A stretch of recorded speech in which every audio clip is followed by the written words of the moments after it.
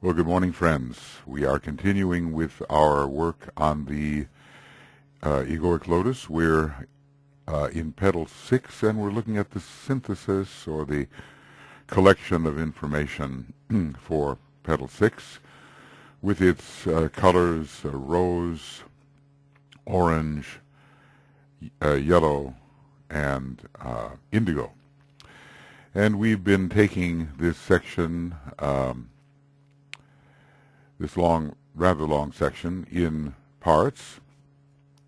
So we are at number 45, and we're beginning with part 4, the synthesis of Petal 6, part 4. And we're looking now at some signs that may be implicated in the processes of this petal, and the way that they function in relation to this petal, if you have them in your horoscope or you're working with these signs. Okay, so the signs that are chosen here: Taurus, Gemini, Capricorn, Aquarius, and Pisces. And we've already talked quite a bit about Virgo, and we've talked about Pisces and Libra as well. So already Virgo, Pisces, and also Libra have been discussed in relation to the cycles, which begin at petal 1 with Aries or Pisces, moving counter-clockwise or clockwise. Now, what about Taurus in relation to Petal 6? Well, we have this interesting factor that in Petal 6, one serves, one gives, but one expects to receive something back. So the factor of acquisition can be there. Also, the attachment to the personality and the stubbornness of the personality in giving up its prerogatives. What about Gemini? Well, there is the give and take here of Gemini, and what is the motive for it? There is an essential duality. I am becoming still more conscious of this duality. I'm becoming more conscious of the demands of the soul and of the group, and thus I am torn between these pairs of opposites. This fits as well with the way that the fourth ray can work in relation to this petal. I think it would be useful to go into this, just sort of repeat what is said here about this petal. This is the petal of sacrifice for the astral plane. Unfoldment is brought about by the attitude of the man as he consciously endeavors to give up his own desires for the sake of his group. His motive is still somewhat a blind one, and still colored by the desire for a return of that which he gives and for love for those he seeks to serve. But it is of a much higher order than the blind sacrifice to which a man is driven by circumstances, as is the case in the earlier unfoldment, that is, at Petal 3. As the threefold enlightenment or unfoldment proceeds, again a dual result is seen, and then this is about the development of the astral permanent atom, accompanying the development of the physical permanent atom. Okay. So, what about Capricorn? Well, he is preparing for the first initiation here. So one must discipline oneself. There's a lot of the third ray and the seventh ray here in Capricorn, and it helps with the summing of the Mutable Cross. What about Aquarius? Well, he's attempting to give up his desires for the sake of the group, and this is an Aquarian thing to do. He's seeking to be decentralized with regard to his personality, let's just say. seeking greater decentralization with regard to his personality. Excuse me. Now Pisces, I've discussed this a bit before, and let's just see. There seems to be a number of things being discussed here. Sagittarius as well. Let's look at Pisces. Well, it is a sign of sacrifice, and it does end the Mutable Cross. And there's the synthesizing of a lot of karma before the first initiation, and we know how much Pluto is active before the first initiation. So Pisces is very important before stepping upon the fixed cross. And we are renouncing. Pisces is a sign of renunciation. We're renouncing strictly personal emphasis, or at least we are attempting to, in preparation for the group, for the first initiation. And all these series of initiations have increasing group emphasis. So this giving up is the relinquishment of desire. Okay. What about Sagittarius? I think, it should be included up here, which I didn't do earlier, but I will put it right in here. Sagittarius is there. And what can we say about this sign in relation to this petal? Well, there is the aspiration, the vision of a better and higher life, the vision of the soul, and the dedication to disciplines. Maybe it will be physical disciplines, maybe some emotional disciplines, and the mind perhaps is taught to think in a certain way. Sagittarius can relate to the religious orders which people find themselves involved in when they seek to discipline themselves. There's the idealism. A good religionist or any kind of idealistic politico, people don't always have to approach along the religious line. There are other groups to which they can adhere and for which they seek to give up their strictly personal emphasis. Someone's asking here, can this be the petal? This petal be religion or a priest in a holy order, training himself, becoming an inspiration for the community? I suppose that can happen.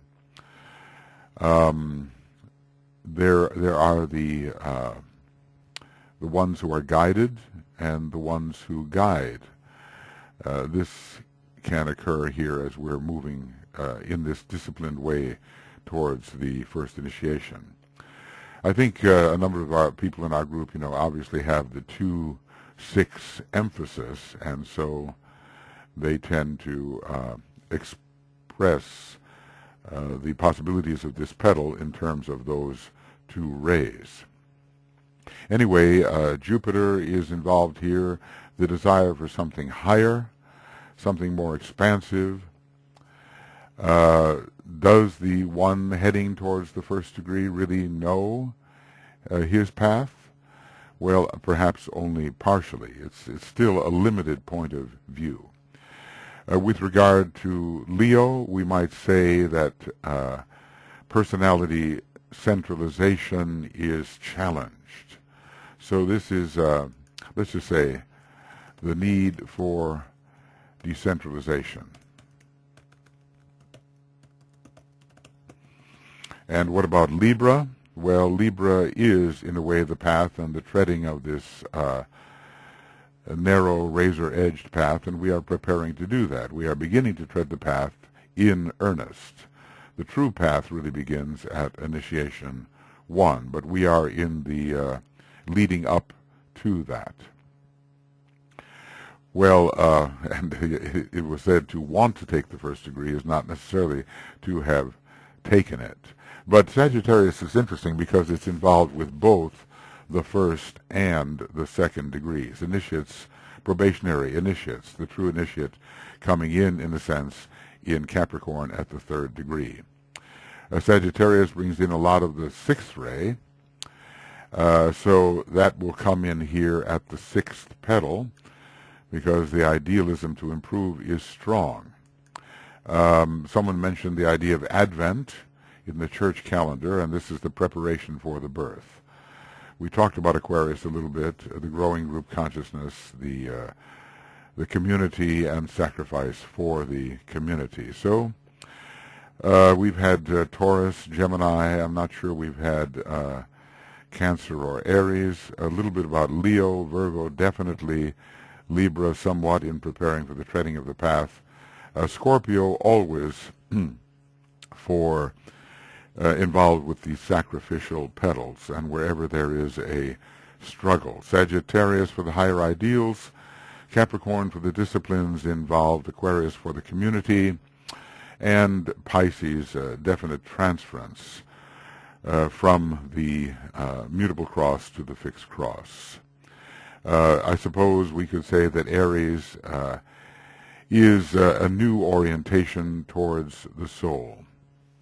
Not quite sure what we can say here about the sign Cancer, but I'm sure we can find something along this line. It is a water sign, after all, and there is a kind of, let's just say, growing consideration of others that comes in through the Neptune rulership of Cancer, and certainly as we prepare for the first initiation here, there must be that kind of growing sensitivity to others. I think the idea here has been that the little self has been a building from the very first tier of petals, and it's been so important as we go through the integrative process. Well, we're not entirely integrated yet, because that is a factor which enters with the third initiation and even the fourth, the bringing together of these two energy systems in a very well functioning unity. But we are taking the pains to see how the integration process can be facilitated, how we can better receive and measure ourselves against the soul. This is the task here, and we're definitely beginning the path of altruism. We can say that in a way it began in the fifth petal, the later part of the fifth petal, and its unfoldment. But here we are saying, well, look, the self is not the most important thing. There are other and higher issues. The group is more important, and the personality is being placed here in the sixth petal in a subsidiary position. There may be a bit of a struggle in doing that, but at least we know that the personality is not foremost. Okay, we go on to the next item. What signs are implicated on the basis of color? Well, let's say Pisces, Leo, Gemini, Virgo, Libra. Well, rose is not associated with any particular sign, at least, rose as pink. I'm not talking about the red color. But a little bit of Pisces and the pastels come in here, and that represents a kind of lightening up, we might say. We're adding the color white to red to produce the rose, and there's less heavy emphasis upon desire and more willingness to refine desire, raise desires, and give up desires. The orange brings Leo in, and always the issue is, what do we do with the self, and what level of self are we talking about? Yellow is the ruler, or at least given by the Tibetan in terms of Gemini, definitely, and also, interestingly, in terms of Virgo, although we can look at other colors in relation to Virgo, depending upon what ray we may be talking about. And indigo is interestingly assigned to Libra, suggesting its ray 2 content, certainly, because it is a sign which brings in not only ray 3, but increasingly ray 2, divine love and understanding, as it is said, and also the higher color, the esoteric color for the fifth ray, which is related to Libra through Venus, is indigo. Many colors, qualities, energies come together in all of these petal processes, and it's just a question of how to use them well. I think everyone should sit down with himself and say, well, look, where am I really working, and what do I have at my disposal to help me work in that particular area? Your sun sign and your rising sign, and maybe moon sign too, and other stelliums, are very important in how you approach life, but they will be differently mobilized depending upon the petal in which you are working primarily, where your major concentration may be. And as I say, this kind of work can be spread across 2, maybe 3 petals. So if you're let's just say you are working at some sort of synthesis in the sacrifice tier, it doesn't mean that you're not still struggling with the issue of sacrifice in petal 8, or that you're not accumulating knowledge to use on behalf of humanity in petal number 7. All 3 areas can be nurtured by the kind of activity that you are engaged in. What is the major constellation most implicated? Well, we can say Sirius or Canis Major, because Sirius begins our whole regime of initiation, and the Pleiades, we're still dealing with the personality. It's not the Pleiades perhaps in the sense of cosmic Buddhi.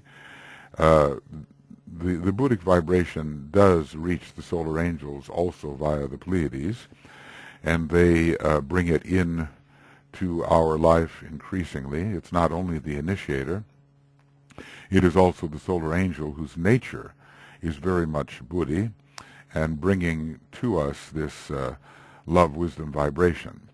Well, for Sirius, the soul is the objective, but we still have to deal with all that Pleiades represents, because we are dealing with Virgo. There's a very interesting relationship, TK tells us, of the Pleiades with Virgo. We are leaving the form and the cross of form, the Mutable Cross, behind. So in a way, this is our last contact with the Mutable Cross as an area of particular focus for us. We may still have to deal with many Mutable Cross issues, but we're not, so to speak, working upon the cross of many changes, hoping to increase our abilities there. We are working increasingly upon the fixed cross, or at least in this petal we're working towards the fixed cross. We are dealing with the constituents of the personality, and these can be called the army of the voice, and they come in, I think, strongly under the Pleiades and under Virgo. We have to improve all the little lives, which are, in a sense, ruled by the third aspect of the Pleiades. This whole idea of improvement, self-improvement, in the 6th petal is a strong one. There's a lot of people, who are not initiates yet of the 1st degree, but they are certainly, they have caught the idea that their personality nature can be improved in terms of its health, its emotional attitudes, its mentality, and the self-help books and mode of understanding are pretty popular today. And all of this, I think, has a lot to do with the 6th petal. So we're getting our Pleiadian form into shape, so to speak. Okay, now we have also been taking a look at some of the extra zodiacal constellations, the ones that are associated with the constellations of the zodiac but are not themselves zodiacal constellations. I'm mentioning here Coma Berenices, associated with the 1st decanate of Virgo, the Centaur. Well, which decanate will it be associated with? Some people say the 3rd, others say the 2nd.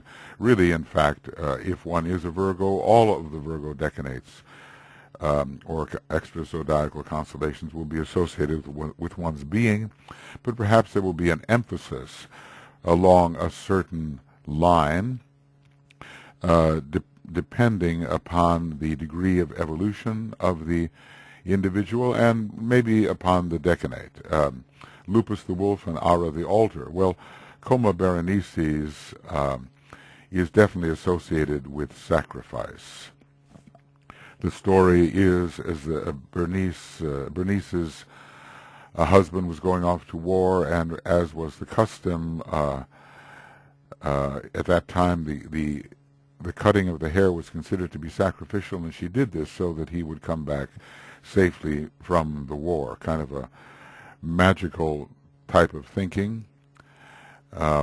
But the idea is that we cut off much of our expression. We discipline ourselves and the fullness of our expression, which the hair can represent, in order for something of a higher nature to occur. You see many priests, even nuns, they shave their head. It's a kind of sacrifice of their personal nature in the expectation that through the reduction of this relationship with normal life, they will receive benefits of a higher kind. Well, Centaur, Lupus, Ara, a centaur with his spear spears Lupus the wolf and lays the skin or the wolf upon the altar in Sagittarius. Centaur is found in Virgo, Lupus in the second decanate of Libra. That's what we usually associate it with, and Ara the altar, the second decanate of Sagittarius. So there's the conscious sacrifice for the sake of others, and that's what these three together are all about. The sacrifice is still a little blind. If you want for yourself and for the separated personality, then sacrifice is still somewhat blind. If we look at the decanates here, I wonder if we can find others that might be associated with the processes of this sixth petal. Well, the Cetus, the sea monster, swallowing the personality, I think we are beyond that. The Cassiopeia is the queen of matter, and certainly that's being put behind us.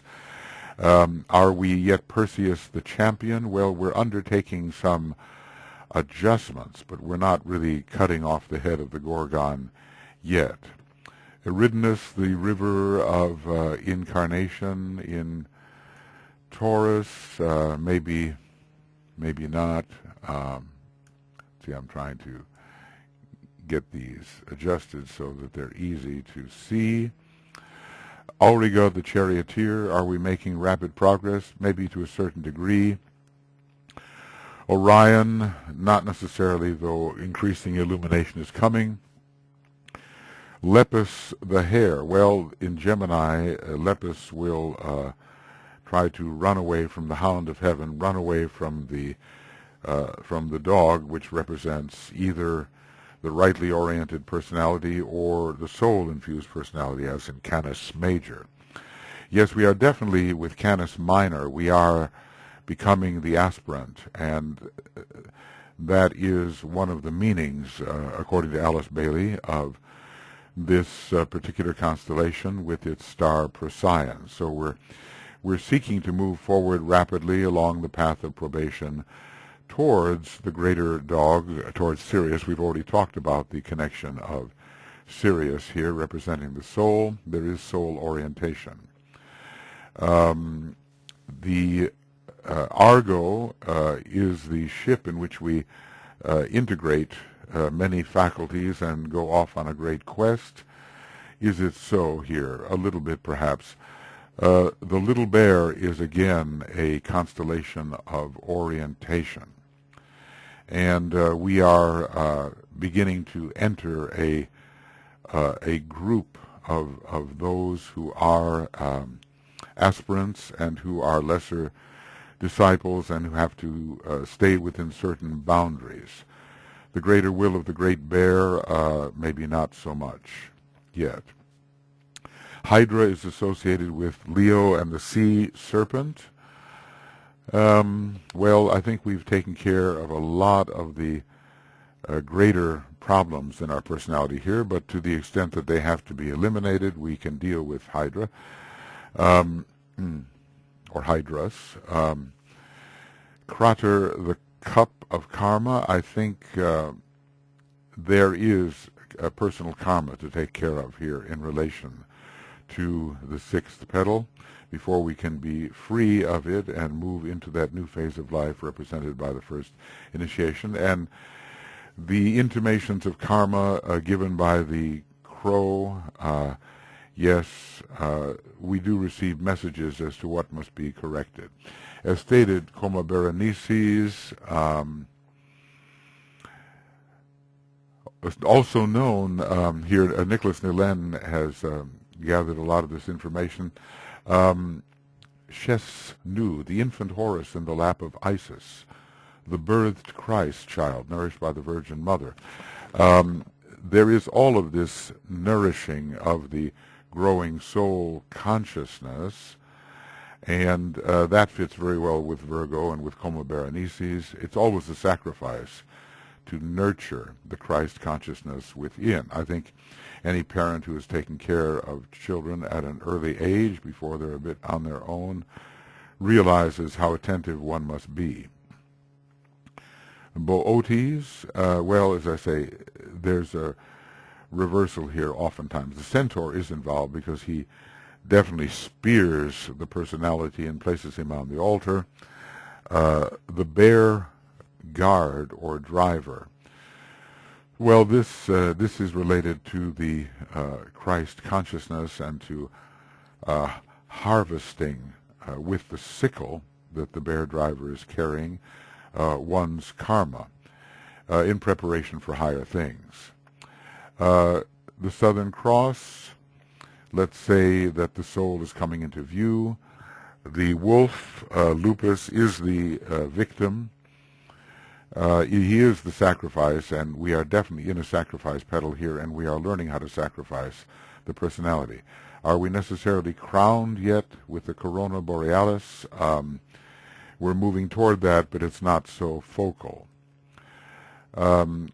We are overcoming the serpent, but not as intensely as we will in petal 8. Do we have some remedies? The serpent bearer, Ophiuchus, is related to medicine and to various types of healing. We are healing aspects of the personality in preparation for its ascent onto a new level with the first initiation. We are maybe a little bit Hercules, but not as much as we will be in petal number 8. The lyre, or the falling gripe, that is the descent of the solar angels in one way, and perhaps more and more we are feeling that solar angelic power. The altar is definitely there for this sacrificial petal number 6. We are laying the personality upon the altar. We even did that unconsciously in petal number 3. The dragon, well, it's such a huge constellation. You kind of wonder how it can be associated with a simple sign like Sagittarius, but it is representing all dragons of wisdom, and we are setting our foot upon this path of wisdom on the probationary path. The arrow is Sagitta, and it is the arrow of suffering and dolor. Via Dolorosa, there is some of this necessary relinquishment and the sadness that goes along with that occurring in this petal. Are we free to play as the soul can play the dolphin? Not yet. And we are not yet the conquering eagle in Capricorn. But that begins, that really comes into its fulfillment at the third initiation. The swan,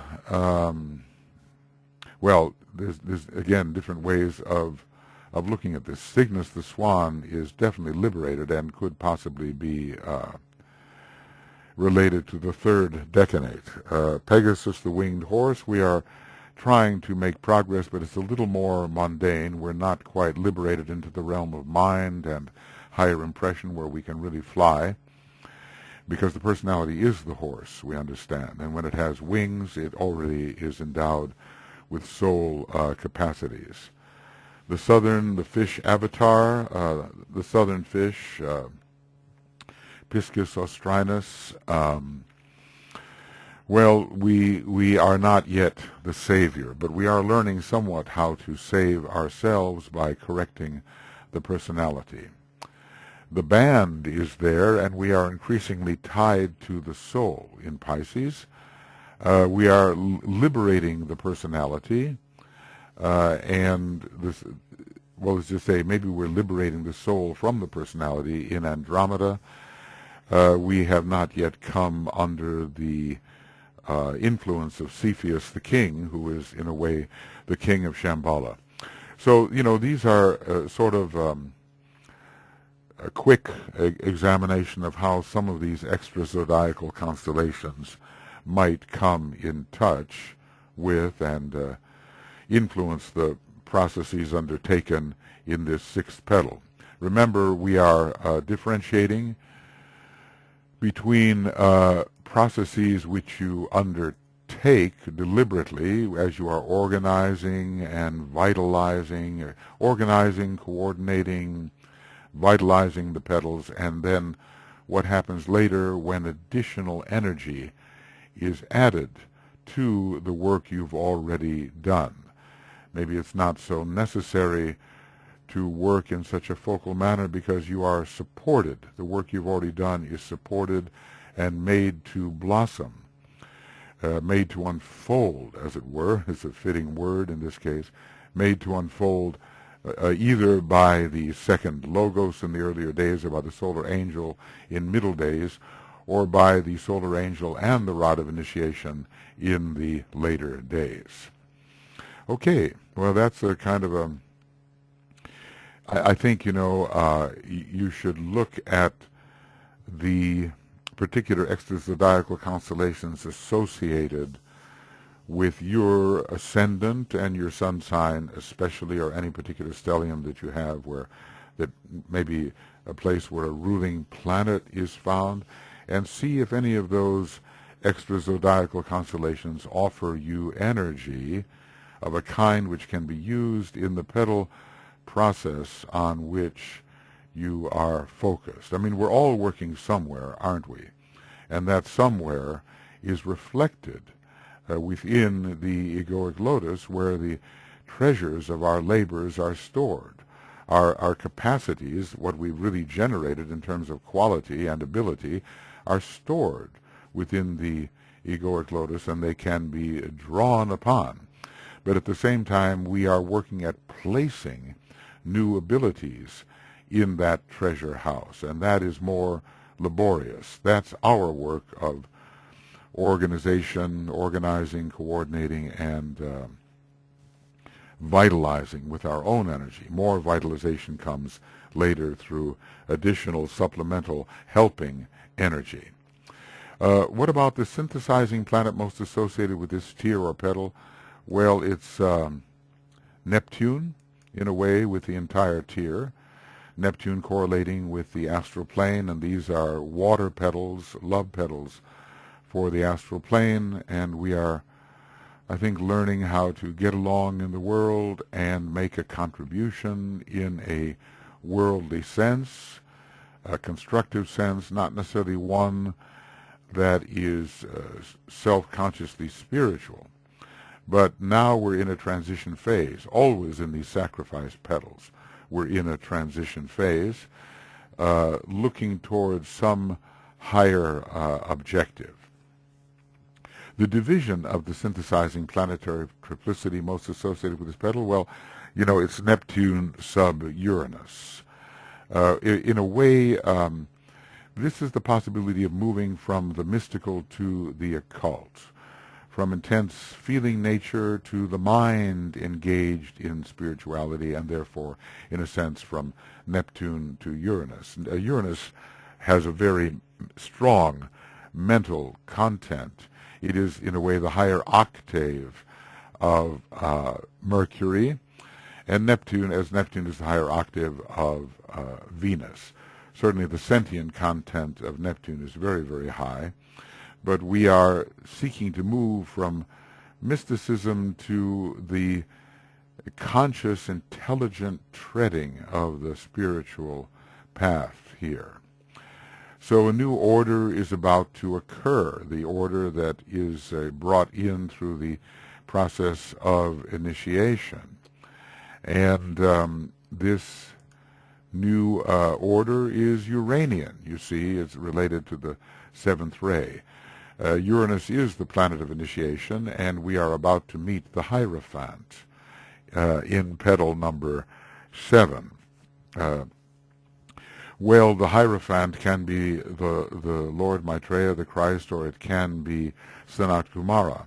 We might say that Neptune is more associated with the Lord Maitreya as Hierophant, and that Uranus is more associated with Sanat Kumara. But always the one who raises you into a new order of life can be considered generically to be Uranian. Okay, for many, the use of the mind spiritually is now a possibility, and not just the longing and the belief and the worshiping and all of that kind of thing, but any faculty of the human being can be used spiritually, and that's what we are trying to understand as we make the transition in this petal. Now, the neighboring planets, what have I called them? They neighbor the Earth. We can say that they are Venus, Mercury, and Mars. They are different from the synthesizing planets, but they have a reflection of the synthesizing planets in their nature. And I would say, that the neighboring planet most associated with this petal is Venus. It's with the tier.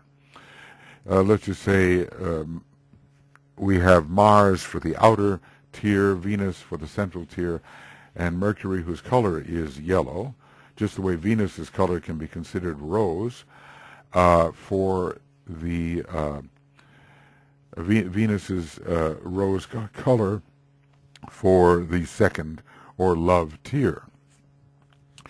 The color of Mars is orange or red, and there is no red apparently built into the causal body, at least in terms of the usual expression of the colors in relation to each petal, though later the red may enter as the primary color of those upon the first ray and somehow color the egoic lotus. We'll have to wait until we really see. So far the red is not given. It's very much the color of Mars, but then so is the orange in a certain respect.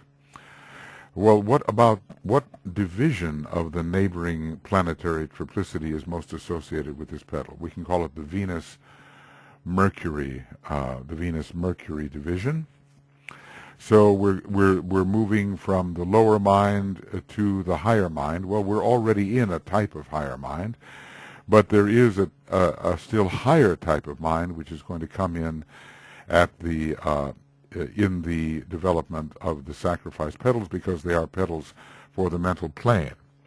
Orange, we can say, is synthesizing the lower mind, and it is associated with Venus and its fifth ray, and Mercury, or yellow, will represent the higher mind.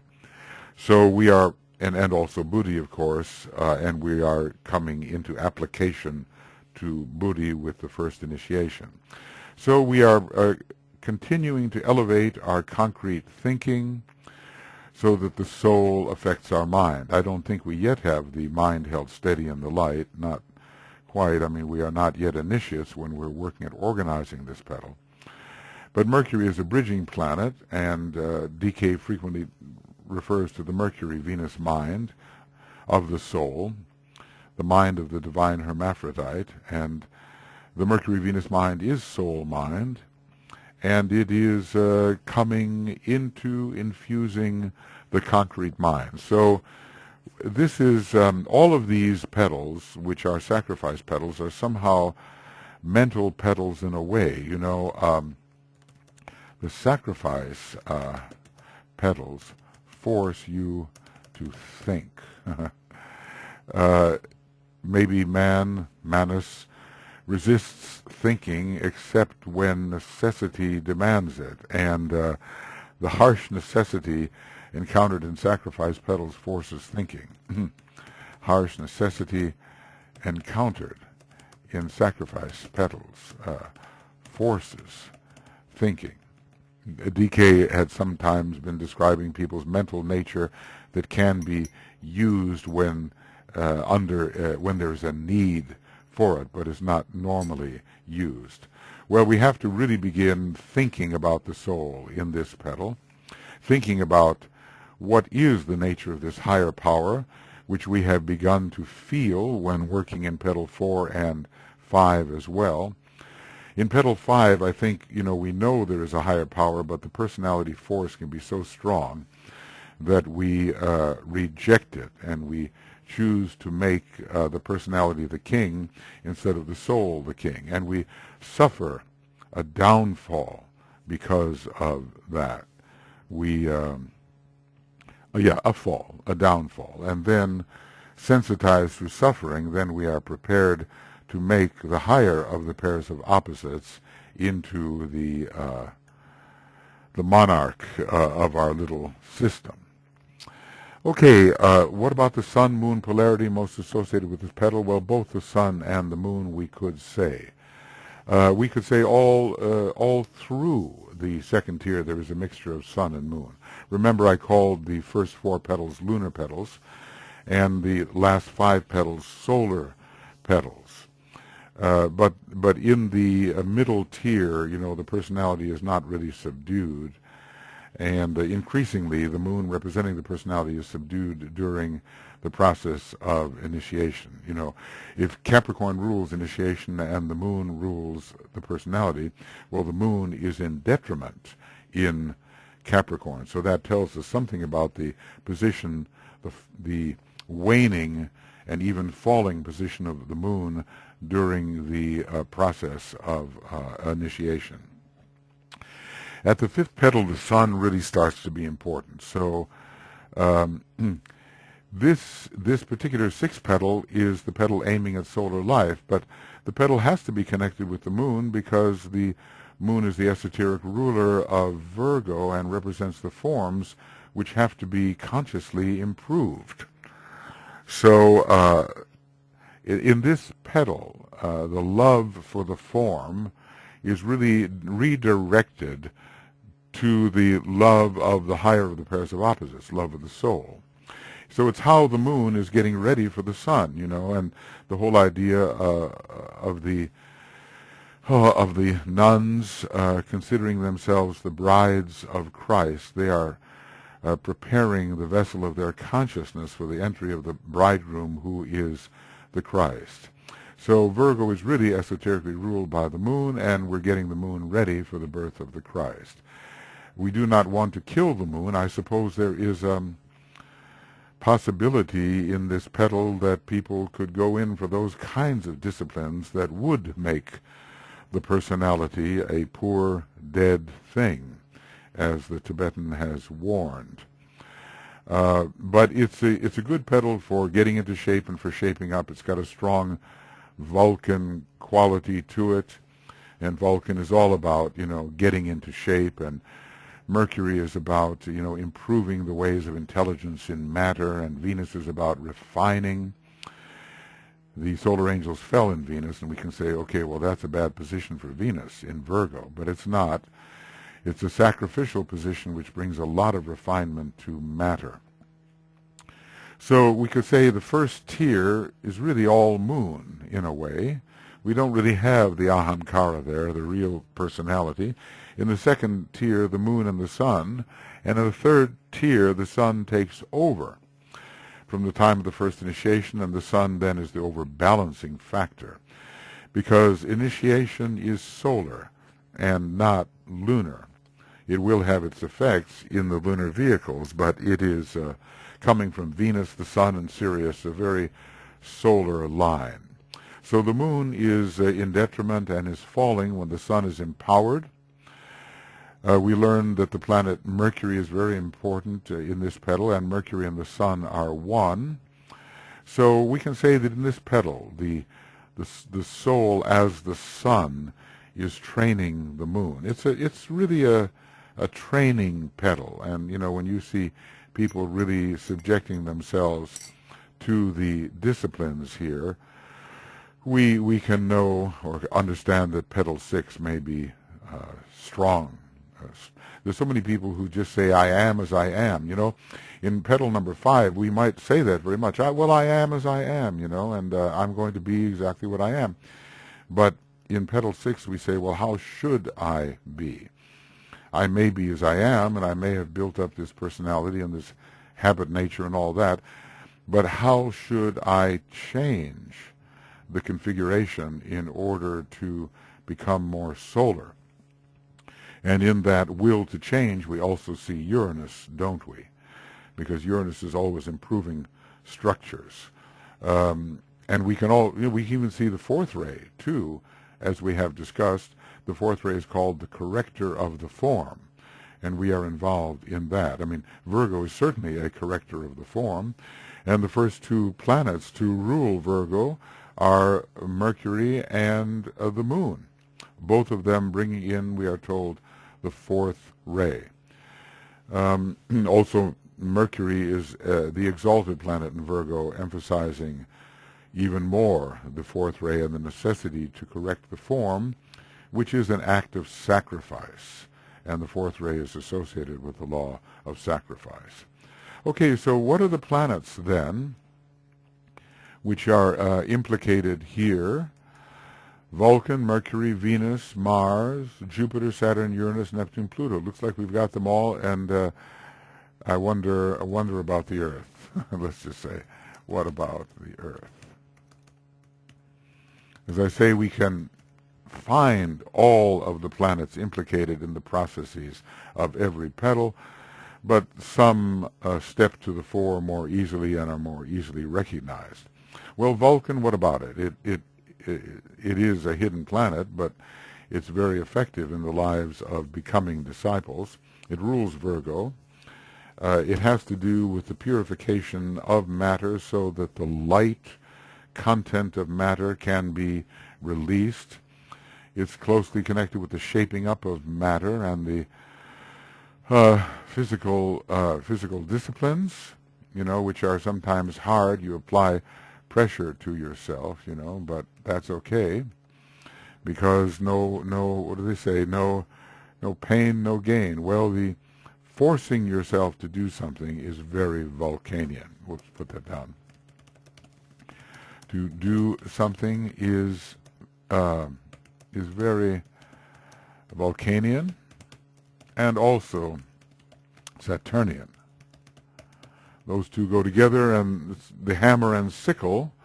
Vulcan was the hammer, Saturn was the sickle, and we see that was the symbol of the whole Soviet Union, where the proletariat, ruled by Virgo, were brought into a position of prominence.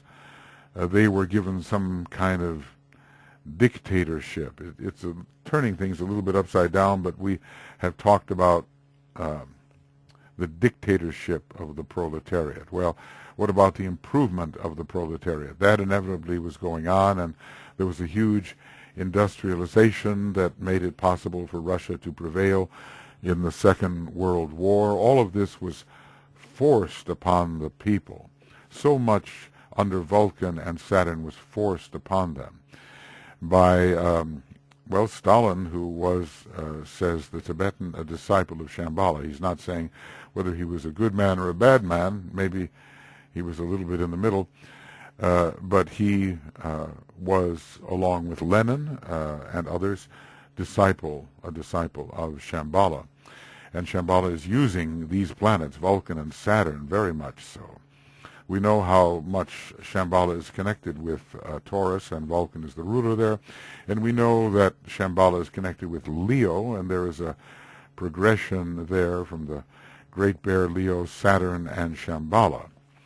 So imposition is found with these two planets, and we have quite a bit of imposition of the nascent will here. Let's just say the will is growing in petal 6, and desire is taking a back seat. Maybe not in the life of the mystic per se, but even the mystic will have to apply will to succeed with certain disciplines. So here it is. Here we're applying the spiritual will to the matter of our vehicles so that we are worthy of the birth of the Christ. We're also making matter lighter. We're refining it under Venus, but Vulcan does apply the will to help refine matter and to make it shine. We are told, it always did impress me, that Vulcan burnishes the shield of Mars.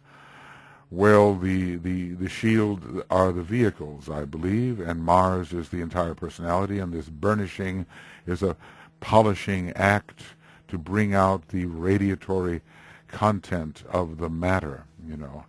We sometimes look at a stone and it doesn't look very interesting. It's just a stone, but then we start tumbling the stone in the way that rock hounds do, and before long we have a very beautiful shining object which has been polished, and because of its polishing, its value comes out, its color value, its light value.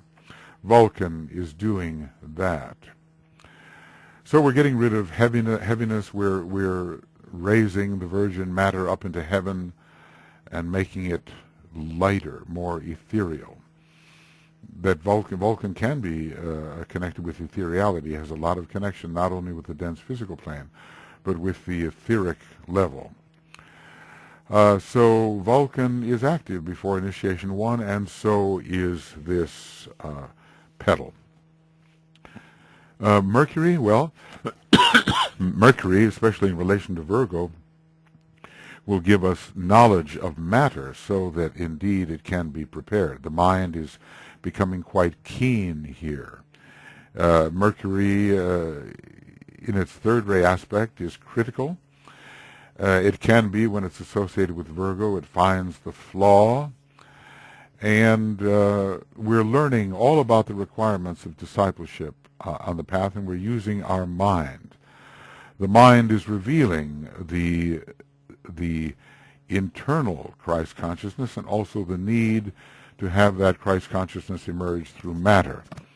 So Mercury in Virgo is sometimes called the son of mind or the soul, and the mind can be used in matter to prepare the way for the emergence of the son of mind. So we are, in this petal, we are creative people. We have been that since petal 5. We're working intelligently, maybe not only on ourselves, but to a great deal, to a great extent upon ourselves, but also working on the improvement of things socially. So we may look around us in this petal and not like what we see as to how human beings are behaving. Of course, it's just a reflection of how we are behaving. So service is growing stronger now, and the mind can be active in the use of service. And we're really learning how to analyze and discriminate in order to relate the higher and the lower self. This is different from the analysis and discrimination in relation to petal 3, which is still in the hall of ignorance. So we are subjecting ourselves to a self-critique here, and it is probationary discipleship. There's a lot of tendencies which have to be corrected during probationary discipleship. And maybe, when we're in the strictly Leo phase, we don't want to look at those tendencies. We just say, well, that is how I am. If people meet you with that particular phrase, well, that's just how I am, you know that they don't necessarily want to improve their condition, that they're quite content to stay within their particular glamours and illusions. Okay, Venus. Well, it's that love of others. Excuse me, and trying to be kind and generous and loving. Venus is altruistic in general. Of course, you can selfishly use any one of the planets, and Mars is generically selfish. So we're giving up one's desires, that's in a Venusian manner, for the sake of the group, and that relates to social harmony and not to, the divisiveness which Mars can bring. We're looking towards the soul, which is connected archetypally with Venus, just the way Mars is connected with the personality. So we have, in a way, Venus and Mars in a contest. And when we, look at the horoscope and we see Venus and Mars in relation, it's not just about men and women, really. It's not just about the love relationship, sex and love. It's also about the so-called battle of the sexes. It's the battle of the battle of the soul with the personality, and the attempt to harmonize those. So we really have to interpret Venus strongly in terms of the soul and Mars in terms of the personality. Venus has a lot to do with sacrifice. It falls into the sign Virgo, which is matter, and can be considered in a way the dense physical body of our planetary logos. The solar angel anchors itself within the dense physical body of our solar logos, which we can consider to be ruled by all kinds of physical substance which can be correlated with Virgo. Let matter reign. Okay, so Venus is the sacrificial planet, just as the solar angels represent sacrificial love, and Sanat Kumara is holding himself to his post, which is extremely sacrificial, and he is the Lord of Venusian love. Someone gave an example of a traveler who gave someone who gave their last bottle of water to tourists in Sri Lanka. And there, clean water is not so easy to come by. So the heart is advanced under such circumstances. And under Virgo, we are learning to cultivate the heart because it's bringing in more of the second ray at this time than any other of the signs. I think that's really so interesting, as we oftentimes have a very different view of Virgo, a view of Virgo which is more correlated with the previous solar system, when it was expressing more along the third ray, seventh ray line. There are, I guess, examples are coming forth. We've seen more and more of this in the animal lore, that one species is looking after the babies of another species, and that's really amazing. You find some extraordinary connections in that way between species that are oftentimes hostile to each other. But under Venus, excuse me, we will have the peaceable kingdom, or the peaceful kingdom. I think there is a famous, it almost looks like a primitive painting, but it's very interesting. Peaceable kingdom, or peaceful kingdom, showing the lion lying down with the lamb and so forth. It's somehow I seem to be thinking of Blake in connection with this. And someone offered the idea that rats will can do this. I'm not sure. Is this really the cross species caring? But maybe so. I've seen tigers and animals that they usually would devour, but being raised by those animals. And we've also seen that we have the example of humans and tigers, and how they are raised in a certain way and become more benign beings. So there's the old question, can the tiger change his stripes? Can the leopard change his spots? And the usual answer to that is, well, no, they can't. But it seems that under the influence of Venus and the soul and a more benign type of humanity, that these changes can occur. And perhaps the ferocity of some of these beings will change as the Earth changes its character.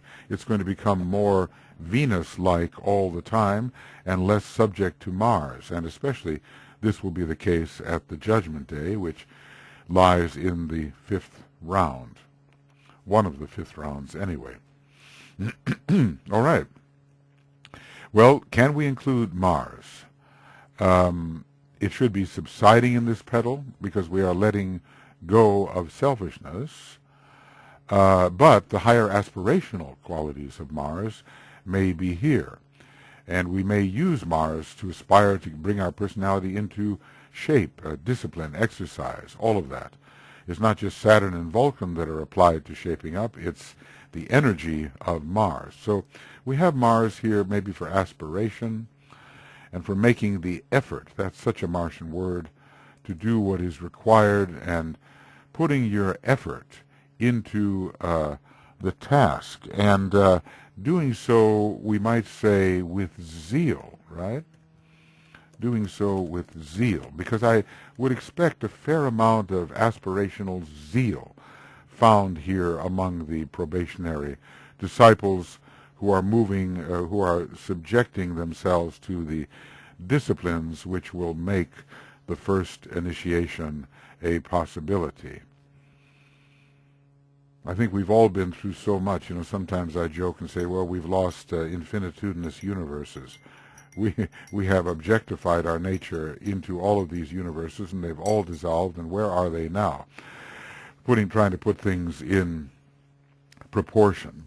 But here we are immersed in a particular universe, it seems, and in a particular tiny zone of that universe with small things to do. And yet, you know, life is forever, and there, you know, you can ask, well, where really is the hurry in this condition of timelessness?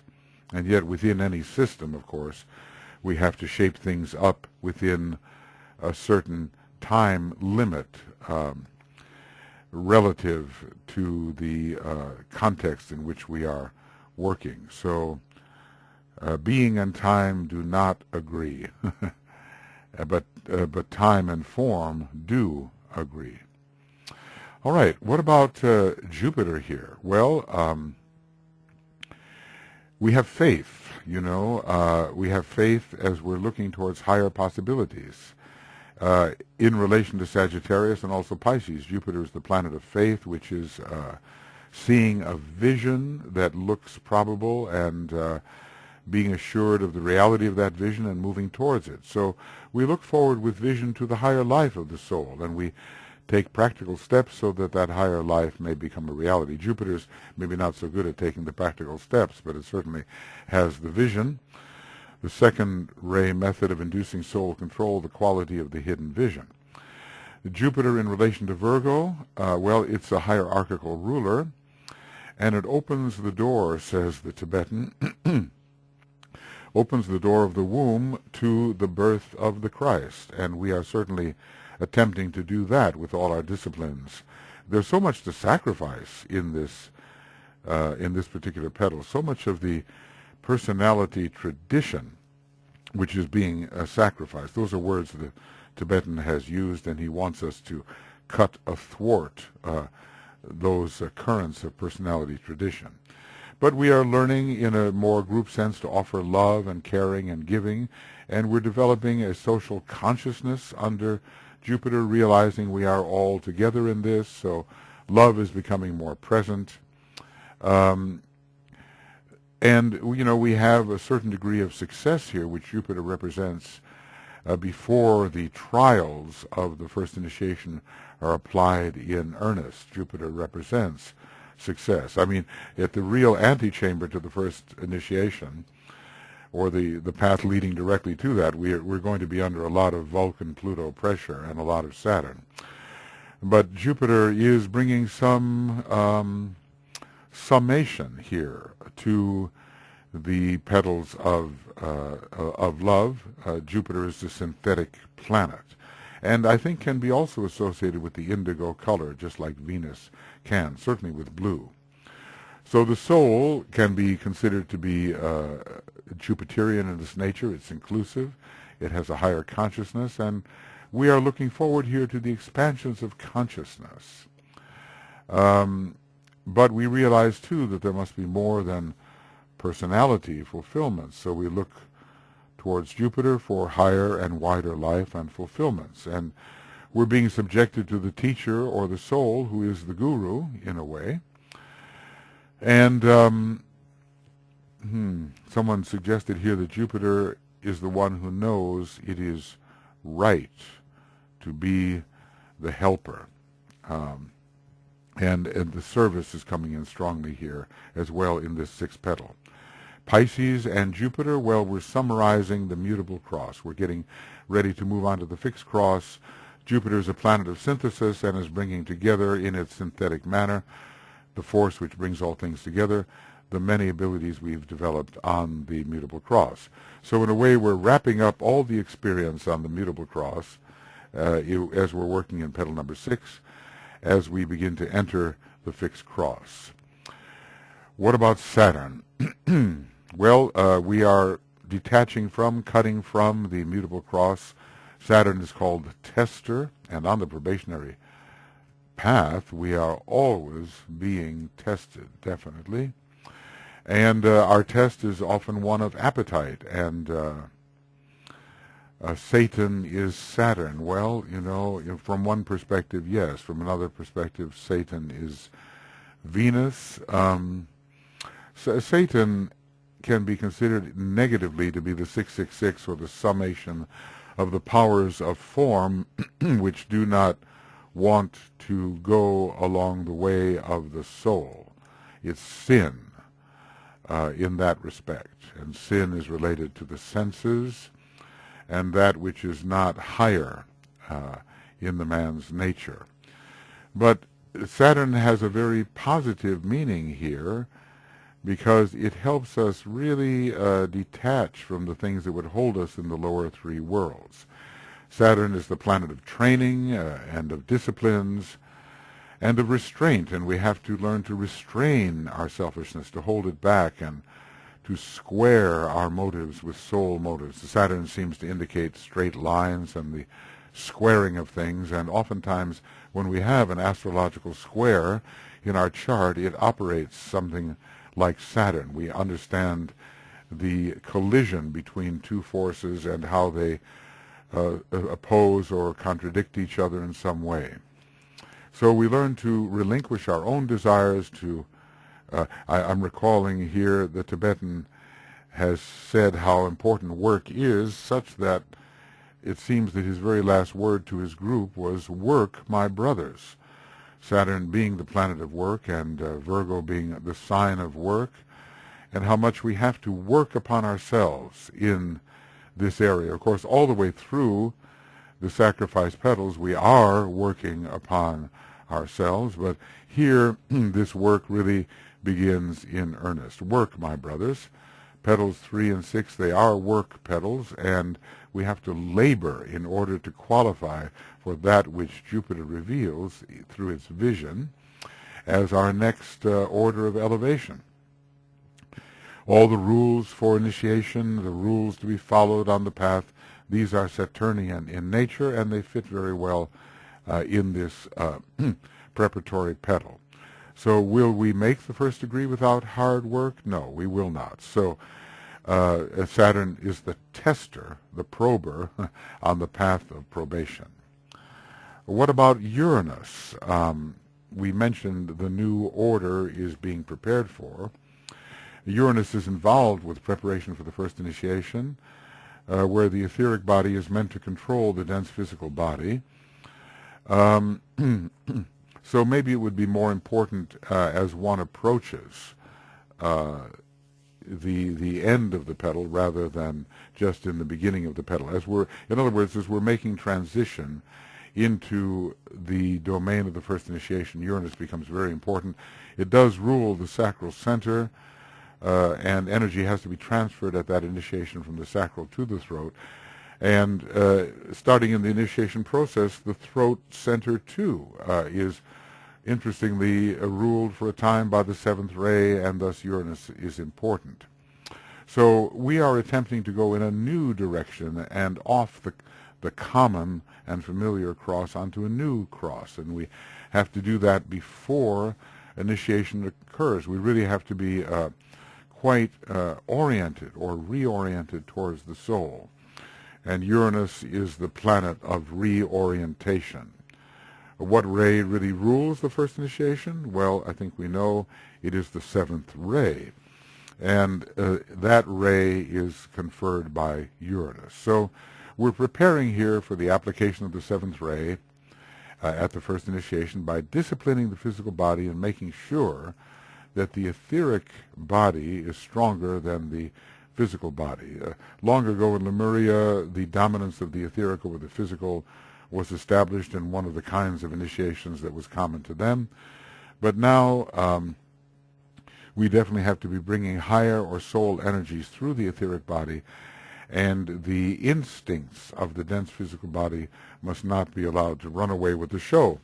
So we will have the necessity to bring through the etheric body high quality energies which will dominate the physical body. The first initiation is called the Lemurian initiation. Yes, control of the dense by the etheric, which is a principle. So with initiation, we are no longer subject to that which is not a principle. In other words, we're moving into the principles of our own nature, of our planetary logos and of our solar logos, and away from the density which is conditioned by the previous solar system. And those tendencies from the previous solar system, those patterns of action are not considered to be principles of either of ourselves or of the two logoi I mentioned.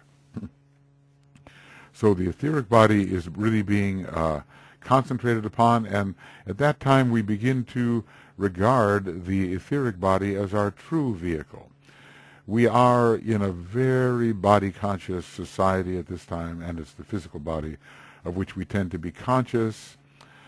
There's so much attention given to the physical body, but for the advancing disciple here who is about to take the first initiation, the etheric body is somewhat understood and seen as more important than the dense physical. In short, we are becoming principled. Now, that's kind of a play on words. We are actually entering the point where that which is not a principle in our nature is becoming less important. A person who is principled has generally high principles according to which he lives, and we are coming into subjection to higher principles than the instincts of the dense physical body. Someone is saying here that we're looking at the religious life and sexuality and the struggle between sexuality and spiritual aspiration. I suppose DK really talks about the need not to mix and to confuse sexuality with religious impulse, and that it has been confused during the six-ray age in the lives of many who have kind of a sexualized spiritual aspiration. He warns us away from that. The new kingdom, the kingdom of God at which we will be entering, and which we are preparing for, is Uranian in nature. It operates according to different principles. It is restructured. Uranus is the planet of authenticity, and it is connected with the finding of our true self. The planet of authenticity, finding the true self, which is the soul. Yes, I've talked about the initiators coming in under Uranus and bringing to us a whole new order of living. And as well, we are raising the sacral center and getting it into order, the seventh ray, so that it is disciplined by our will and not simply by spontaneous impulse and desire. Okay, so that is a Uranus, and we remember that this sixth petal was, so to speak, a Neptune sub-Uranus petal, and I think we can see the reasons why that should be so. We have Neptune here, again, a planet of faith. Faith is the substance of things hoped for and the evidence of things unseen. So Neptune is always a planet of longing, which is a kind of connection between the state in which you exist and the state in which you desire to exist. You are stretching yourself across the chasm which separates these two states, and we call this longing. You are extending yourself into a long form, as it were, to reach that which is destined and towards which you aspire. So we're getting ready here under Neptune for the Christ, who is the soul and who is the initiator under Neptune. So again, the idea of people who are religious about things, even if they are not conventionally religious, they believe in something very strongly here. Excuse me, in this sixth petal, and they're struggling towards the realization of their vision, which, in the case of those who know, is the birth of the Christ in the heart, the soul vision. Christ is Neptune. He is called Neptune. Vishnu, Neptune, and the Christ, all related. Here we're dealing with the elevation of our desires, and we are redirecting them away from lower desires. The color rose in relation to Neptune suggests the refinement and elevation of desires. So we are letting go of matter, letting go of the red of matter, so to speak. We have Pisces and Neptune together at this petal, and also Virgo and Neptune. Neptune is one of the veiled rulers of Virgo. So they are both found here loosening the chains of matter. We're correcting matter and at the same time refining it, and at the same time its chains are being loosened, so what we are as a soul can come into some degree of freedom or prominence. Thinking about Andromeda, who is the chained woman, but she's also the chained soul, and that soul has to be released. Andromeda is found in relation to the sign Pisces, which is so powerful in relation to this petal. So we're witnessing what has been called the pralaya of the persona, per se, and now we're going to begin to have increasingly the soul-infused personality. We're learning to let go of the persona per se and the contact with the higher energy, which we clear the way for through our disciplines, will make this, will make elevation possible, make the letting go more possible. Refinement and freedom go together. So we have a kind of personal pralaya as we are getting ready for the first initiation in Aries, which is one of the major reasons why Aries has to be associated with the seventh petal, but then so is Sagittarius. Looking then at Pluto, well, it is the ruler, esoteric ruler of Pisces, and as I've said, you can begin to apply the esoteric rulers at this point. You are an advanced man, and the esoteric rulers can begin to be applied at that point, and you are having spiritual promptings which you're trying to really enact. It's not just a theory. This is a petal of application, the sixth petal, a petal of applied spirituality or applied principles leading to true spirituality. So much has to be destroyed or eliminated, it's a Plutonic thing before the first initiation. So we have all the stored up stuff, maybe in the bottom part of the aura, from the last 20 million years, and Pluto is going to drag it to the surface for destruction.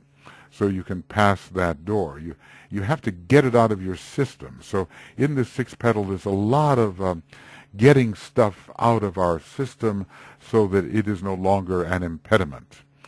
The house which Pluto rules may be the area in which you experience the muck, the sediment of the ages, which cannot be allowed to weigh you down. So the general eliminations of Pluto make you lighter and make it possible for you to rise into a higher kingdom. So we use Pluto to find the hidden dirt. Of course, you can be a muckraker in society, and you can be someone who's always exposing the abuses, and maybe you don't have any spirituality in doing that, but it leads eventually to the elimination of negativity from the aspirant, the one who seeks to become more.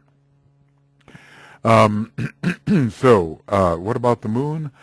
Yes, use Pluto and get those lunar vehicles into shape. Critique the integrated personality, yes, and purify the moon, prepare the moon for the sun. These are ideas we've talked about. Faith and mysticism are here, and faith and reason, because we have a lot of logic coming in under Virgo and Mercury. So religion begins to make sense, and pursuing the higher ideals begins to make sense. We are we have to distinguish faith from belief. Belief tends to be more blind, perhaps. Faith already has the substance of things hoped for.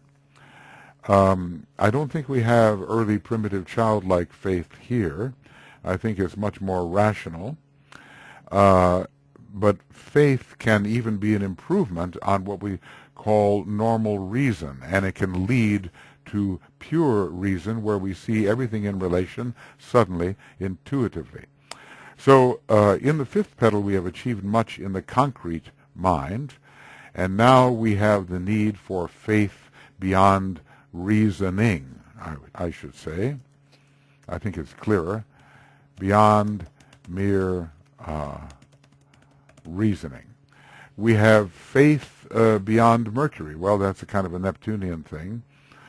And issues of faith and reason can here occur. Well, okay, I think what have we done?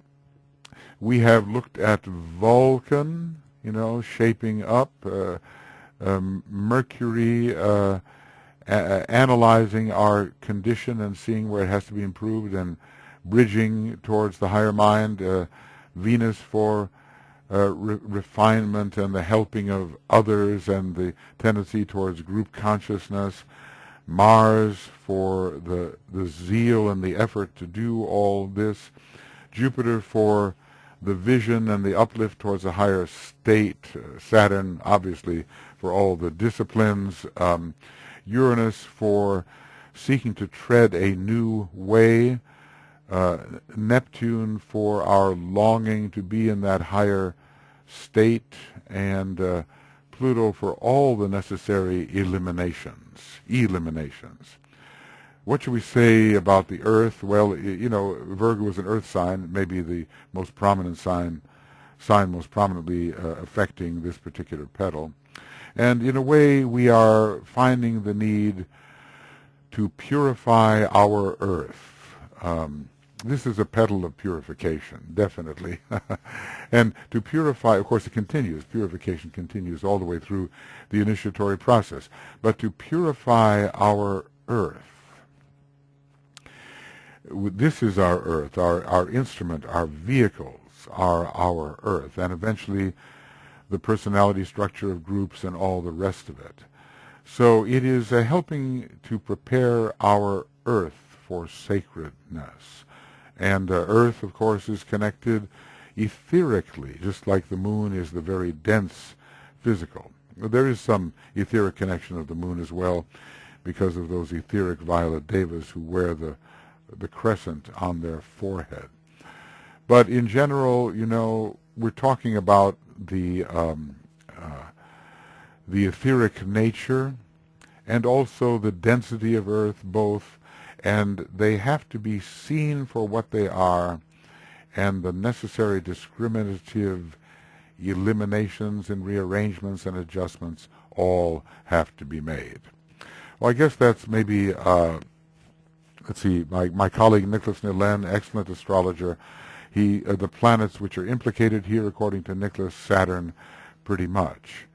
The colors involved in this stage, well, we've talked about, beginning with savage red and then going out on to the playground of life under green and seizing the orange ball of ambition, and then entering the cave, the long, lonely, frigid, cold cave, where things are heating up, paradoxically, as we move towards a rosy cross athwart the oval of blue and on out into the greater light. Well, we're not playing games here anymore. And we're not ambitious in the usual sense. Maybe some spiritual ambition comes into play. But I think we are definitely in the cave, and we have become, in a way, the hermit.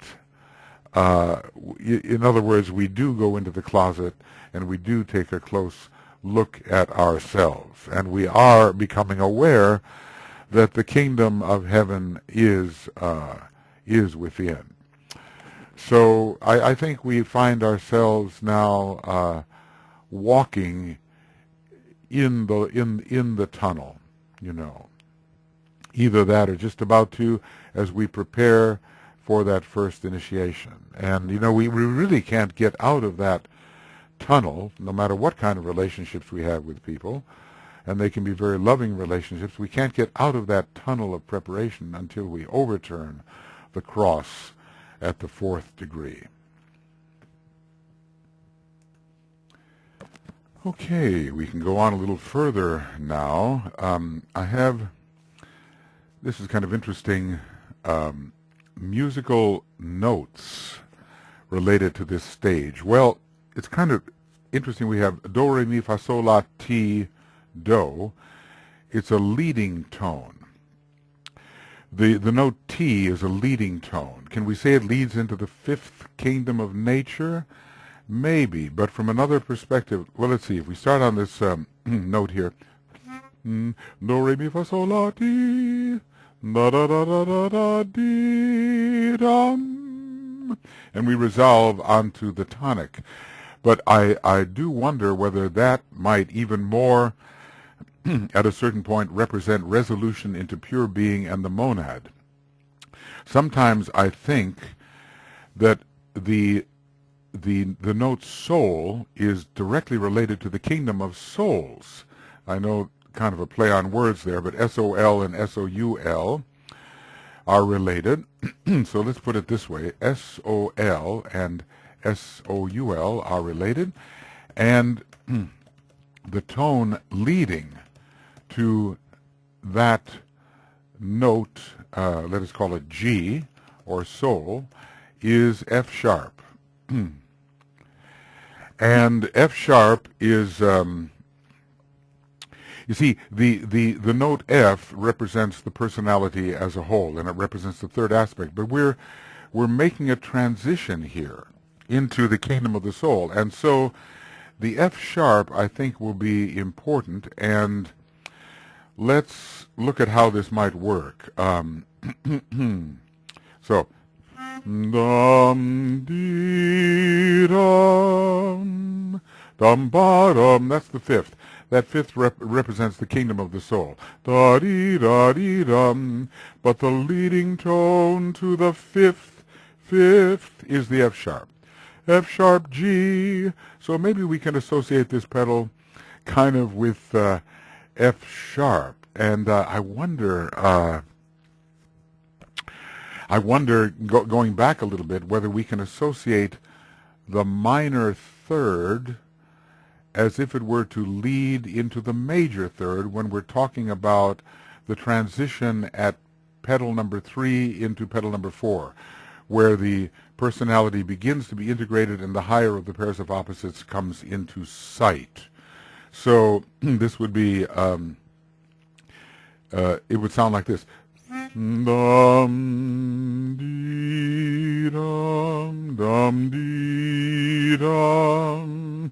The major third of the personality would become important in the second tier of petals, and the minor third, da dee da da, it's kind of a sad third, but it can be considered as leading into the major third, which would be developed under the influence of the solar angel in the second tier of petals. Well, these are, these are theories and have yet to be really worked out in any kind of completeness. Are there any intervals or musical chords at this stage?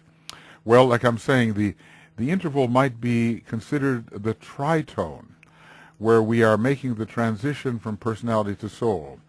So, see, da dee dum dee da dee dum da dee dum. It's sometimes called the devil in music because it's so divisive, but it does lead to the soul. And actually, Leonard Bernstein used this in his song Morya, leading from a state of real dissonance into a state of harmony. The fifth is considered very harmonious. Dum dee da dee dum da dee is considered inharmonious, and it's a question of going from a state of inharmony into one of harmony. Interestingly, well, there are different signs that we can apply here. In some ways, we can associate Libra, which divides the entire zodiac, with that tritone. But I think that when looking at Petal 6 in its transitional aspect, we can see that. If we're going to look at chords, we might consider that we have created a kind of major third which is soul responsive, and we will get a kind of a chord of three notes. Dee dee dee da dee dee dum dee dee dee dee dee. We're not yet at the deedle deedle dee, which really represents quite a degree of soul infusion. But we're in a degree of transition from the personality, which is the major third D, major third E, and I'm just beginning on the note C, since it is conventionally a good starting place. Well, I flattered a bit there. Dee, dee, dee, dee, dee, dee, dum. So that will be the chord C, E, and F sharp, or G flat. All right, there's much to be worked out there. The whole construction of the universe is musical, and the construction of the human being is musical. And in the dissonances and harmonies and in the progression of the chords, we find our development. All right, is there any crisis which may be characteristic of this sign? And the crisis of the birthplace, I suppose, gestation, and the crisis of the burning ground to some degree. Well, the crisis of the birthplace relates to the first initiation and to Virgo. There's a crisis of gestation because it's a long and laborious process. If we were to turn here to page 472 in Esoteric Astrology, would it be 472 or 4? Right about there. We do see the crisis of the birthplace under Virgo, and the crisis of gestation is all part of that, the long, laborious preparatory process to the birth of the Christ. The crisis of the burning ground, well, it's an early phase of this type of crisis. The one that is listed here, I think, can be associated even with the fifth initiation. But there is a burning ground that precedes each of the earlier initiations and even the first initiation. We have to burn away many of the liabilities of personality. And does Leo rule this? Well, in a way it does, because Leo is particularly associated with the first initiation, which we are preparing for with work in this petal. So the crisis of the birthplace, yes, the crisis of gestation, the long Vulcanian period requiring so much endurance and so much discomfort. If you think about it, there's psychological discomfort for those who are preparing for the birth of the Christ, definitely. And there is also great physical discomfort for the mother, at least in the human species, and at a certain point in the process, more towards the birth. Virgo prepares for the birth, and it is Capricorn which is the birth. Yes, and the crisis of the burning ground, of course, as I have said, and under Leo. In the 9th month, we have the 9th sign, Sagittarius. The 6th petal is the, let's call it the 9th month, in a way. And let's see, if we move, well, let's see, at the end of the 9th month, or we should say the beginning of Capricorn, we do have the birth. So Advent is preparing for the birth, and Sagittarius is much associated with this petal, and with the longing towards a higher state and the sixth-ray nature of it. I think we can, as we have discussed, assign Sagittarius here an important position. All the Mutable Cross is here given, and interestingly, Sagittarius is called the guardian of the gate. It's a little gate in a way. It's also the guardian of the gate of a higher initiation, but it can be the guardian of the gate of a lesser initiation, the first initiation. Or is it called the controller of the gate? That's another word that is used. If we were to go here to page 333 in Esoteric Astrology, I think we'll see that. Here it is.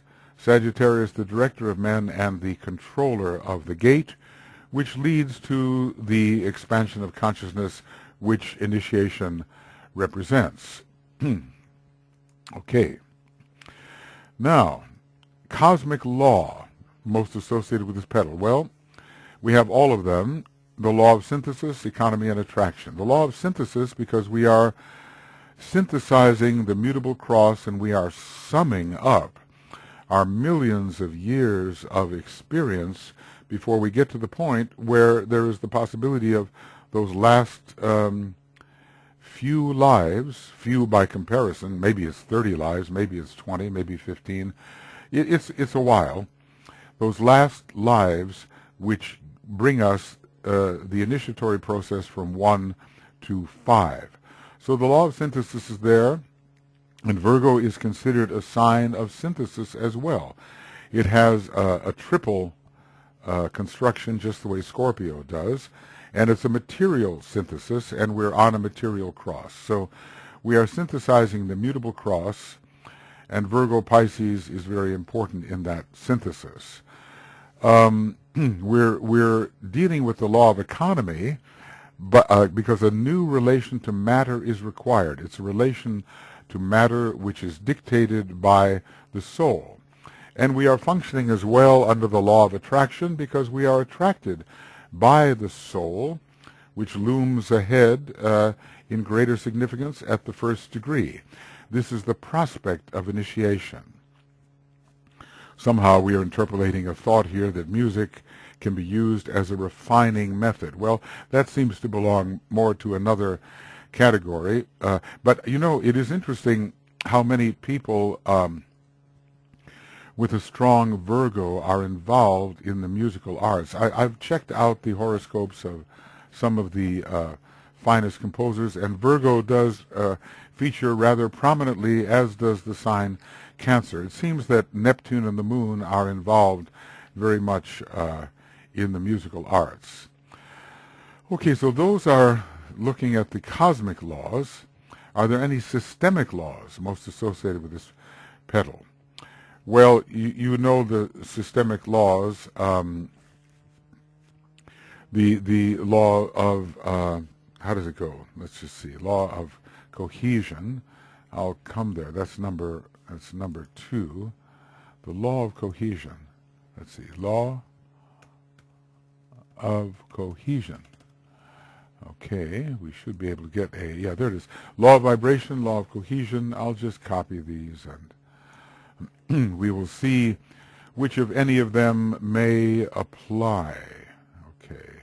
So far it looks like the law of love, law of sacrifice and death, and law of disintegration. Well, the law of disintegration, it's the breaking up under Pluto and Pisces of our relationship to form life per se, and the pressure of Vulcan also establishes that. The law of disintegration is the 3rd law, and it tells us that every temple must be destroyed. Every ring past knot, which is a temporary state of relative comfort in our approach to the greater life, must be destroyed if the greater life truly is to be approached in its reality, instead of in its mediated reality. The reality of the spiritual triad is much different from the reality of the causal body. There is a certain comfortable spirituality that is achieved in relation to the causal body, and all that can be accumulated,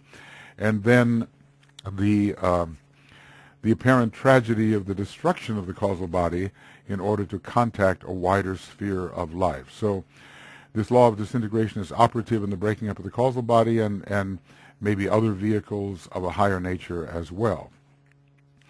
The law of love applies to the astral plane, and we're trying to express a higher form of love, which expects nothing in return.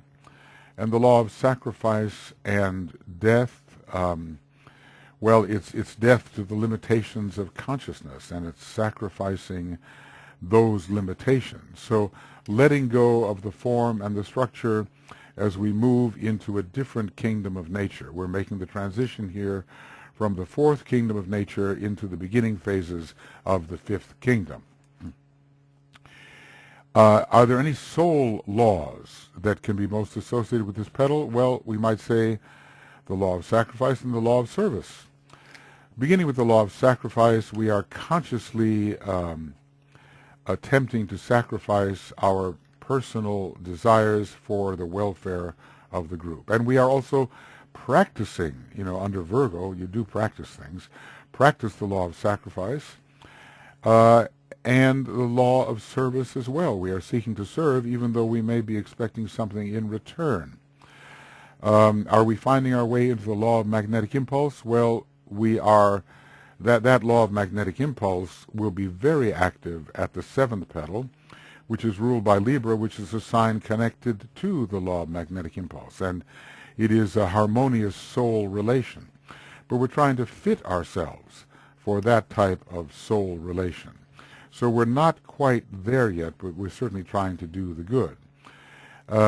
Remember, the Tibetan said, the man consciously endeavors to give up his own desires for the sake of the group. So this is the discrimination as to what are my desires and what are the group requirements and needs. And that's the Virgoan discrimination. There is this law of service here, even though some return is expected. The man is endeavoring to serve and help others, but still is personal enough to expect some degree of tit for tat or reciprocity in this service. Enter the cave and find your own. We are told that, and the hermit oftentimes dwells in the cave, and therefore the law of magnetic impulse is helping us find our own, our co-workers, who are also at this stage and who are seeking to serve. Is the law of repulse, the 4th law of the soul, operating? Well, maybe just in its first stages, not really yet, because it is a law wielded from the spiritual triad. It is the first of the soul laws which requires triadal contact, and therefore the building of the antikarana, which we cannot yet expect at this stage when we are simply on the path of probation. So, but we are repulsing those habits and tendencies which do not serve to fit us for taking the first initiation and for entering this new kingdom of nature. We're definitely in an uncomfortable birth process where we are sacrificing so much which is customary. So the law of sacrifice, the law of service, none of them applied in complete measure. No, not yet. The law of sacrifice, of course, fits because this is a sacrifice petal. The law of service correlates with Virgo very well. The law of magnetic impulse, at least we are magnetically drawn to by group love, even though we have not succeeded in really entering it. And the law of repulse simply partially, a faint anticipation of the later law of repulse, which will be fully operative when we're really working in the eighth petal. Okay. What I'm going to do, I'm going to do a few more of these and then probably pause at a certain point and start a new program. Any astrological triangles most associated with this petal? Well, I've picked out Vulcan, Pluto, and Venus, and Saturn, Venus, and Uranus. Well, Vulcan and Pluto, we've talked about preparation for the first initiation, which is contact with the Venusian soul, contact with the solar angel, contact with that part of ourselves that is infused with the solar angel.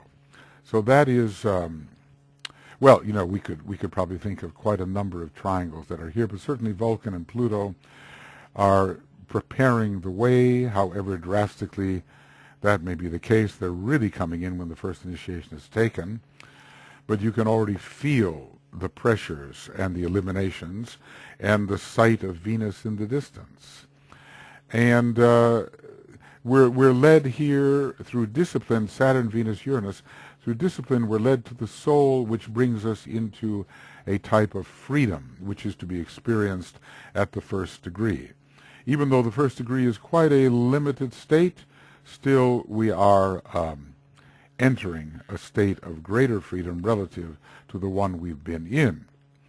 Are there any, the senses and their extensions? You know, we have hearing, touch, sight, taste, and smell, and the extensions that are described in a treatise on cosmic fire. So maybe idealism and the common sense come in here. The common sense is the sixth sense, we are told. It is occurs before the esoteric sense. The seventh sense is possible. So idealism is a six-ray quality. This is the sixth petal. It's correlated with the sense of smell, and it's called emotional idealism on the astral plane. So in mysticism, in a way, you know, we're trying to smell our way home. We get that sense of the scent, and we follow it towards our goal, however mystically we may operate at first, and we're still a long way from home. But we try to reach this higher state through our idealism, to reach the soul first, and then the monad. In each case, idealism is involved. Emotional idealism is involved in helping to reach the soul, and pure idealism found on the Buddhic plane to help us reach the monad. Interestingly, the 2-4-6 line is there.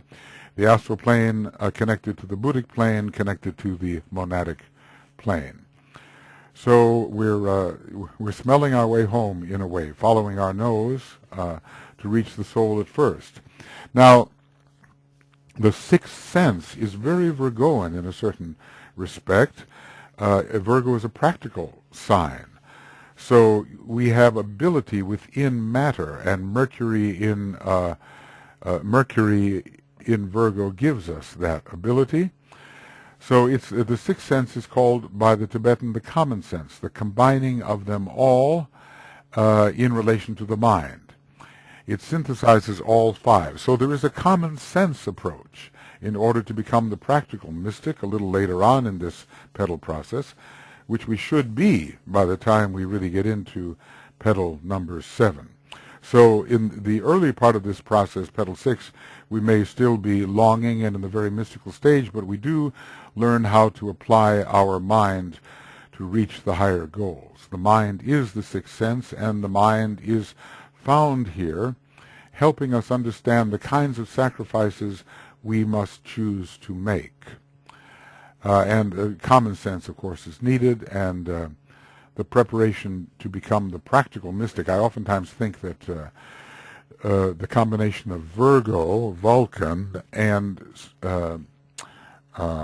Neptune will make an individual the practical mystic. And this can happen when there is response to the esoteric rulers. Excuse me. Talking a bit much this morning, but I do want to get about 2 hours done before other things require. What is the guna most associated with this petal? Well, we call it Rajas Sattva.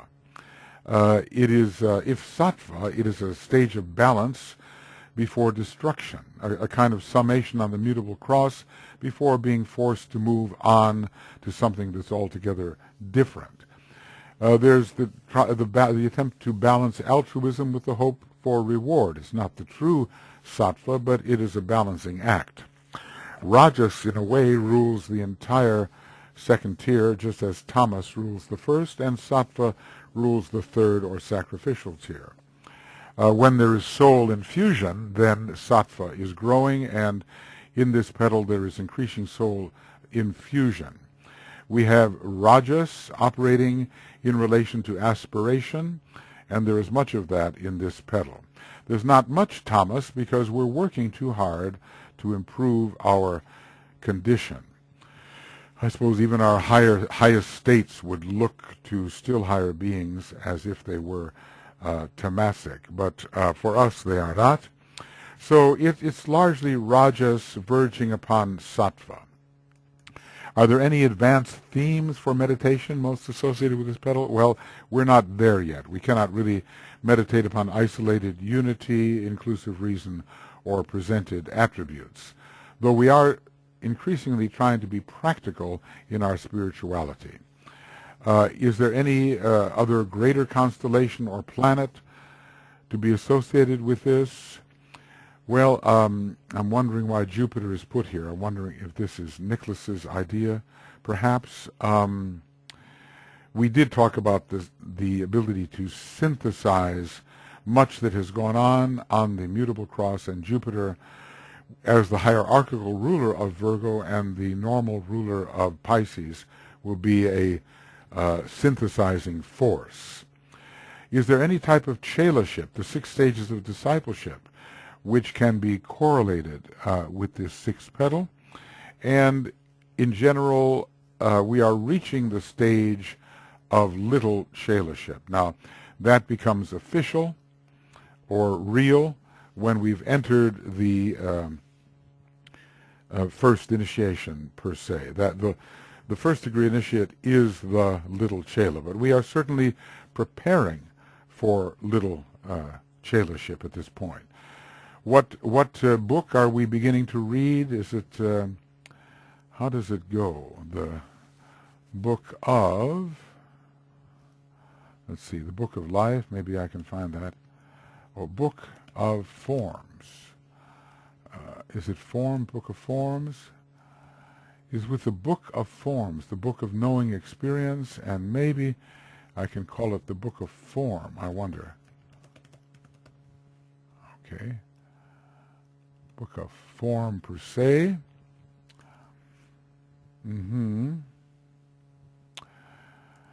Okay, the book of form or manifestation, the book of life, and the book of wisdom. Well, let's get these 3 together. They are from Esoteric Astrology, page 23, and we will kind of see what we've been talking about here. And I think it's the book of wisdom.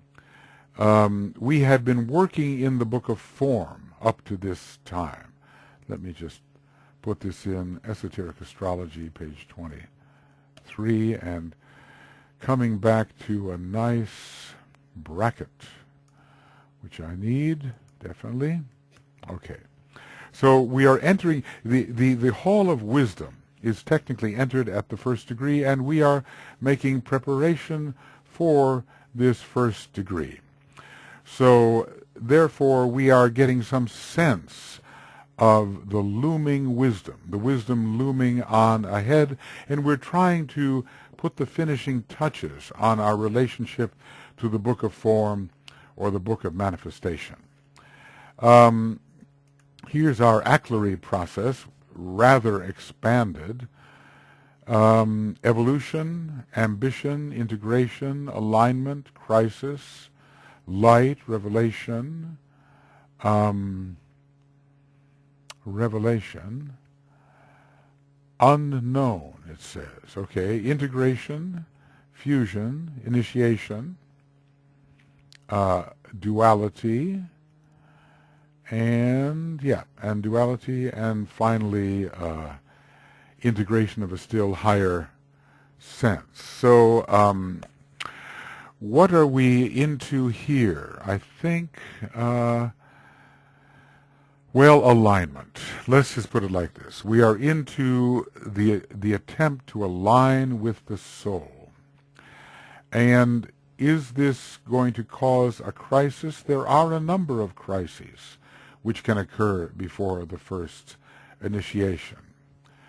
So I think alignment and crisis make the most sense here for this particular stage.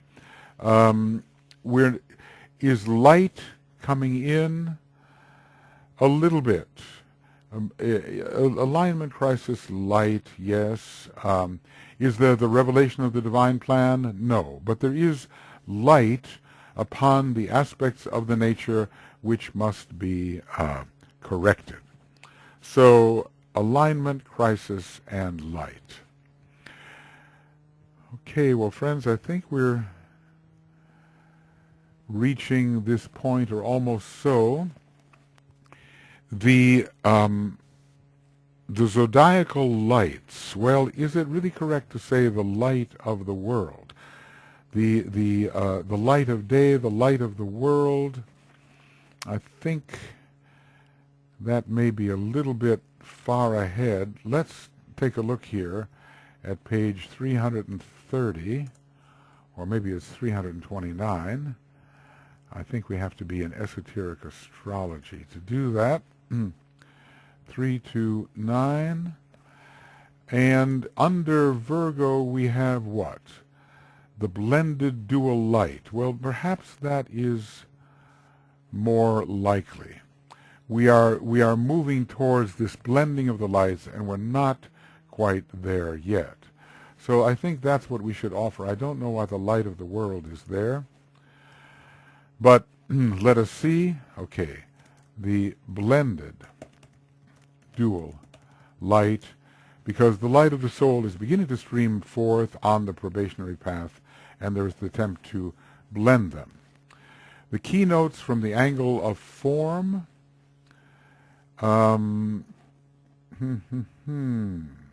I think there may be some mistakes here in the transference. I'm not sure. Go forth into matter. Well, that is Virgo. Let's just say that is much related to Virgo. Okay. Related to Virgo. Sometimes there's so much data here that I don't know if some mistakes have been made. The keynote from the angle of the soul is I am the mother and the child. I matter. I God, I matter am. So not so much I leave the Father's house and turning back I save.